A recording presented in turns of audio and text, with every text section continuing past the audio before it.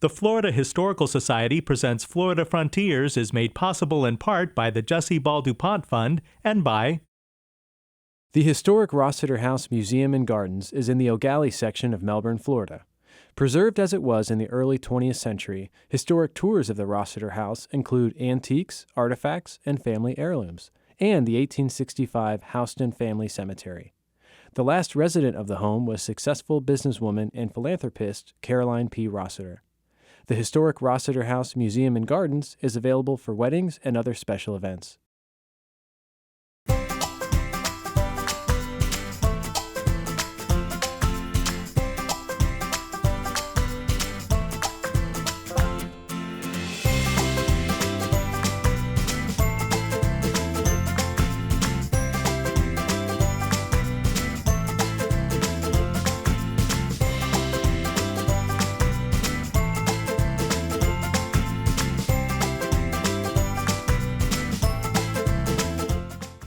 Henry Flagler was a leading figure of Florida's Gilded Age in the late 1800s and early 1900s.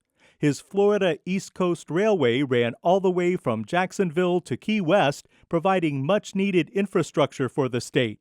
He built luxury hotels, including the Ponce de Leon Hotel, now Flagler College in St. Augustine, and the Alcazar Hotel across the street, now the Leitner Museum and St. Augustine City Hall.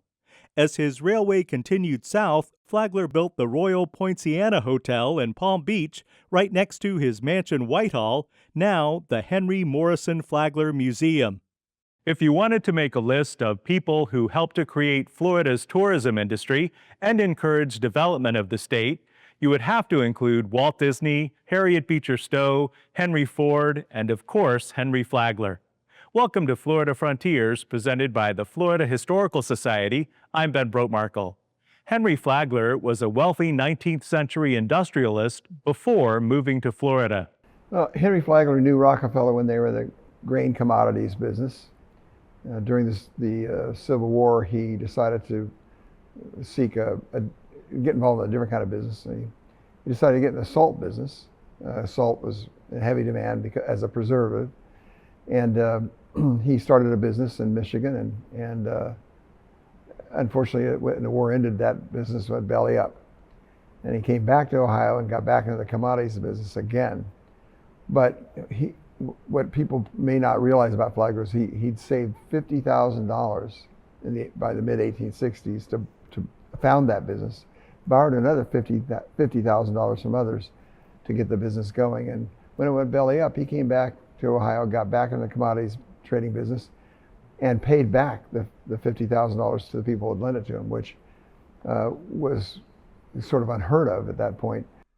Henry Flagler and John D. Rockefeller formed a partnership in the late 1860s in Cleveland, Ohio. Rockefeller was the senior partner, of course, but Flagler was a personal friend and his most intimate business associate. Rockefeller and Flagler had homes on prestigious Euclid Avenue in Cleveland, and they would walk to the office together. Their desks were in the same room.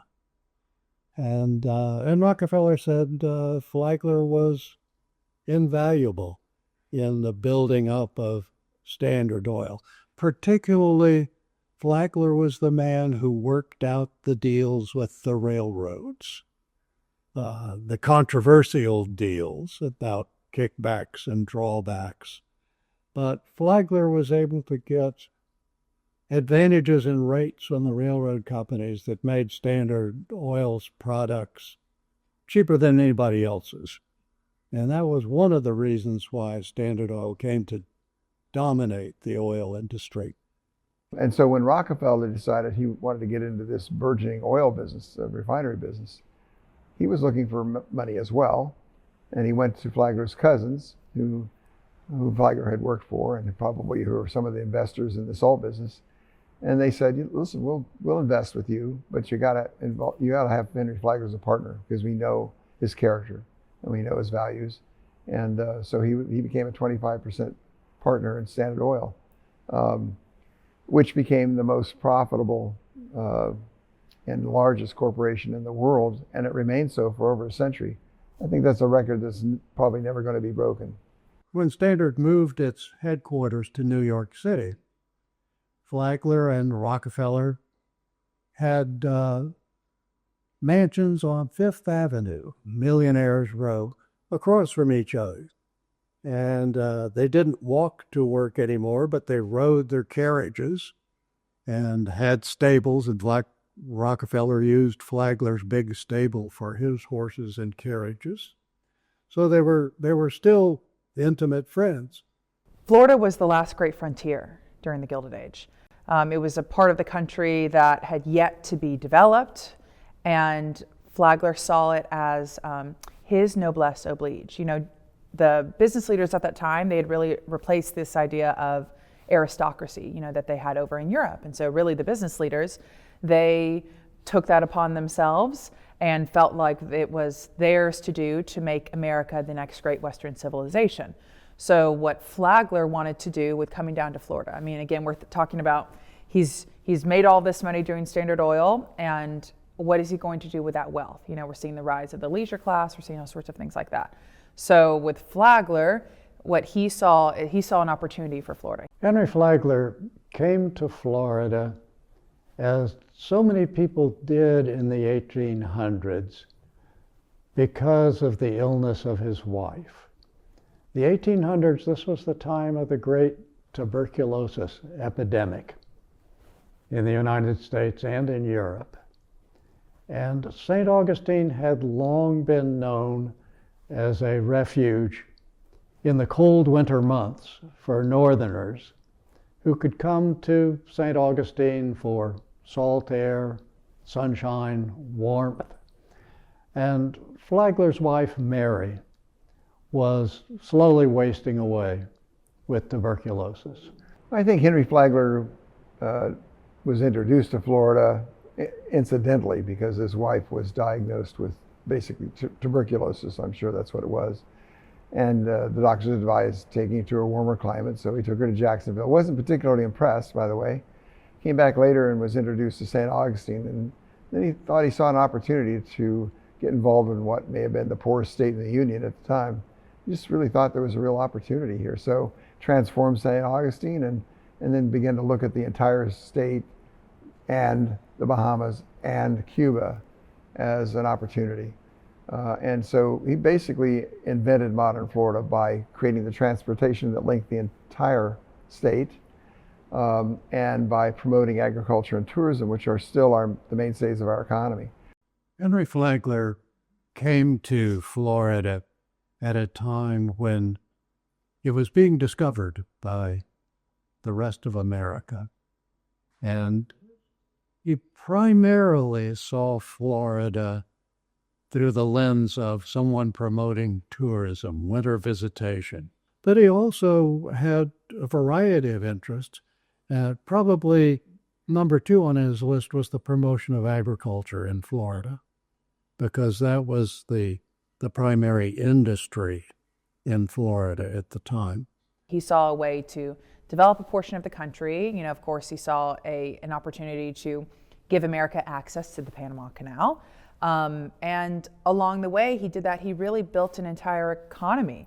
It was something he'd never done before. He started to build these hotels and these railroads and really these whole towns, which ended up being, he built schools, he built hospitals, he built whole little enclaves and a place, and really developed the state into which it is today. Flagler is the father of modern Florida, and we can't really talk about, you know, really America seeing its full potential without speaking about Henry Flagler because of all that he did for Florida. Henry Flagler decided that he wanted to build the best hotel in the world in St. Augustine. He hired the young architects Thomas Hastings and John Carrere to design the Ponce de Leon Hotel, which opened on January 10, 1888. They created a Spanish Renaissance palace in St. Augustine that was unlike anything that had ever been seen in America before. and yet it blended in with the ambiance of the old Spanish city of St. Augustine. And Flagler once said this was his toughest task in Florida, was trying to build a first-class hotel that still would fit in with St. Augustine. And it does. It did, and it does.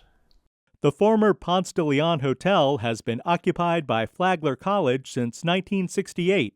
In 1888, Henry Flagler also commissioned the Hotel Alcazar to be built right across the street from the Ponce de Leon Hotel. The Alcazar had entertaining amenities, including an indoor pool, steam baths, a dance floor, a bowling alley, and tennis courts. The Alcazar closed in 1931, but has been occupied by the Leitner Museum since 1948 and St. Augustine City Hall since 1973. The Alcazar served as an adjunct. It was an overflow to the Ponce de Leon. If the Ponce de Leon was full, guests could take rooms in the Alcazar until space opened up for them in the Ponce. But it also, it took on a life of its own as its own hotel. Flagler had really thought it was just going to be an adjunct, but people liked the Alcazar. In fact, the saying was, St. Augustine is proud of the Ponce de Leon, but we love the Alcazar. As Henry Flagler was constructing his hotels in St. Augustine, he was also building his Florida East Coast Railway. He first extended the railway from Jacksonville to St. Augustine so people could board a train in Newark, New Jersey, and be staying in the Ponce de Leon Hotel or the Alcazar in just over 24 hours. When Flagler bought the railroad from Jacksonville to St. Augustine, he also bought the rights to extend the railroad all the way to Daytona. So even before the Ponce de Leon opened in St. Augustine, Flagler already had the possibility of extending at least as far as Daytona, which he did, and then didn't stop in Daytona, went all the way to Palm Beach. Well, I think before he even left St. Augustine, he'd set his sights on the entire peninsula, the Keys, the Bahamas, and Cuba. But of course, as a developer, you don't want to let your plans out. You keep that, in your hip pocket or something. You keep it a secret. He actually had a secret meeting with the president of the Florida Senate, who was from Key West, and he had that meeting in Tampa, interestingly enough, and they made an agreement that the only charter to build a railroad to Key West was going to be awarded to Flagler. Now that was in 1891. But the rest of the world just sort of viewed Flagler as moving down the coast and saying, well, that's good, I'll move to the next place, I'll move to the next place. In fact, it was all part of a much larger plan that he kept to himself so that land prices wouldn't go crazy. Flagler had made the business decision based on a couple things, the trade with Cuba, but at the time, Jacksonville was the largest city in the state of Florida, but Key West was the fourth largest city in the state of Florida. So he was connecting his railroad to the two of the largest cities in Florida. And the West Coast, where Tampa and Pensacola were under the influence of different railroad systems. The big freeze in the winter of 1894 and 95 devastated the citrus industry in Central Florida. It's a popular story that Julia Tuttle, who owned the property that would become downtown Miami, mailed some orange blossoms to Henry Flagler to show him that the freeze did not impact South Florida and to encourage him to extend his railway there. While that story might be apocryphal, Flagler did extend the Florida East Coast Railway to Miami and beyond, all the way to Key West. He arrived there in this rail car. In 1912, when Henry Flagler's Overseas Railroad opened, it was the first time that Key West was connected to the mainland. I mean, it had always been by boat that all the goods and people moved through here, and now to have this extension cord of sorts to the mainland and scheduled, and it was affordable, it changed the entire dynamic of the Florida Keys, because where the Florida Keys were only really populated in certain areas, the railroad having to traverse all of the islands really opened up. There was a big housing boom on different keys, plus the movement of goods. Cigars were leaving here quickly. Sponges, turtle meat cars can be brought in later on when they had freight cars. It was amazing how much it changed the entire dynamic of the Florida Keys. He had built his railroad to Miami, and in fact tried to make a deep water port in Miami, and the technology of the time, he couldn't do it. And as a result, one of the reasons he had come is Cuba was now under American influence and trade. And Teddy Roosevelt had been elected president and was going to build the Panama Canal. So he saw as a deep water port that he could trade with Cuba and Panama. The second part never happened, but the Cuba part did. So he made a logical business decision. The 1935 hurricane destroyed a good portion in the upper Keys of Henry Flagler's Overseas Railroad. The car had already come into fashion, and what I think a lot of people don't realize is that part of the Overseas Highway was already open by the time the railroad was destroyed. So you can drive part way, you would have to take a ferry and drive the remainder of the way once you got off the ferry to come down to Key West. So I think the Keys were already priming themselves for either a replacement or, I guess, an alternative to what had been a fantastic invention, these wonderful bridges that they had to get patents on and things. They were already thinking what's next, and even though the railroad had only really been in service, for a little over 20 years. And cars had just come into fashion, it was more economical to do that. So they just decided not to replace the railroad once it was destroyed, and really use some of Henry Flagler's bridges because they were so well built to build part of the Overseas Highway on. So they just built the roadbeds right over the top of it because it was such an engineering marvel at the time. We'd already built a partial highway that opened in 1929. It had a ferry ride in it, but you could get from Key West to the mainland by car. And then after the 35 hurricane, the state bought the right-of-way, the railroad right-of-way, and run the highway basically over what we travel today, except we got new bridges. But outside of that, we're mostly on the right-of-way of the Flagler East Coast Railroad. He envisioned his domain, as he called it, to include the Bahamas and Cuba. He owned a huge chunk of the Cuba company, and had commissioned special transports so that you could roll your private rail car off the tracks in Key West and onto this ship that would then take you to Cuba, and you do the same at the other end and continue with your private rail car around Cuba. And he planned to build hotels in Cuba too. And he'd had two hotels in the Bahamas. So it was a big, big vision. He didn't get it all finished in his lifetime. The special ferries I mentioned weren't completed until the year after his death. But what he'd counted on was the Panama Canal and the Navy needing a coking stop much nearer the Panama Canal than was possible. And passenger traffic doesn't make railroads any money. We all know that. They have to be government subsidized if it's only about passengers, but freight does. And unfortunately, by the time the Overseas Railroad was completed, the Navy in particular had switched over to oil rather than coke as their fuel, and you could go a whole lot further with the same tonnage of fuel, and so they didn't need to stop at Key West. The private railcar that Henry Flagler rode to Key West is displayed at his home Whitehall in Palm Beach, along with many other objects and artifacts reflecting his life and career. Whitehall is now the Henry Morrison Flagler Museum. The building itself is an outstanding example of Gilded Age sensibilities. Henry Flagler owned many homes. This was very different from his other homes for two reasons. One, he was when he started planning, he was about to marry a young lady he'd met in Newport, and she was used to spending time with her friends in Newport in houses like this. So whatever he built here had to compare well with what she'd been seeing in Newport.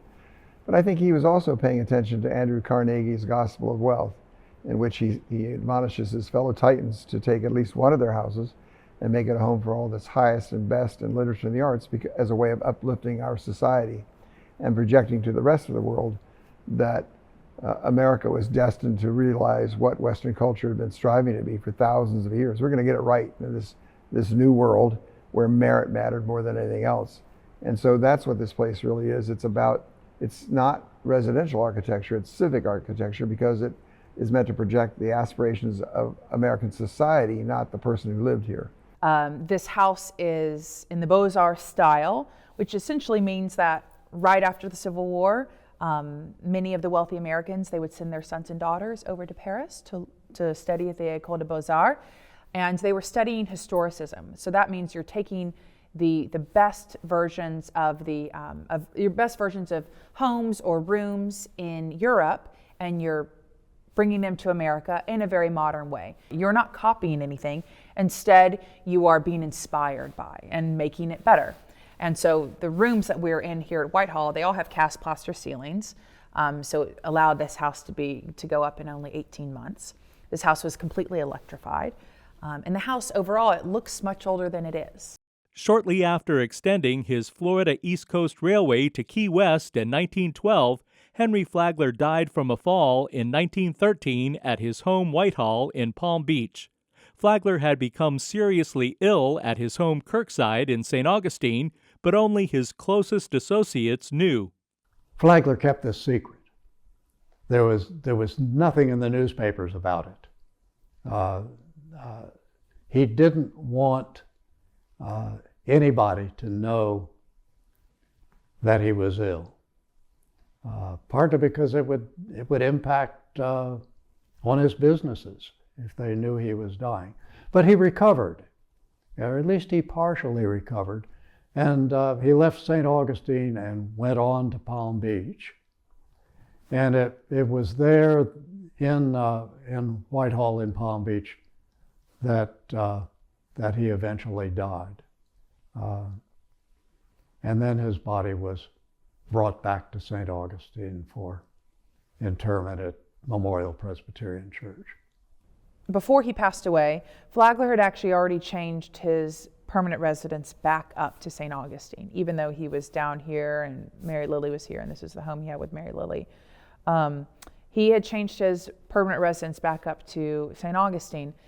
And a huge part of that was that he was very disillusioned with the way that the West Palm Beach businessmen were welcoming him. He was pretty disappointed. He had all these wonderful plans to make West Palm Beach what it basically is turning out to be now, but they were trying to push him out. They didn't want him to kind of come in and do all that he was doing. And so he had already changed his permanent residence from Palm Beach to St. Augustine, back up to St. Augustine.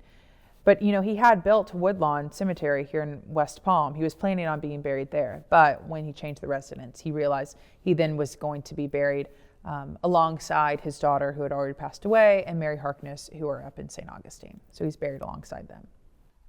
When he came to St. Augustine in the 1870s, he rode around in a carriage.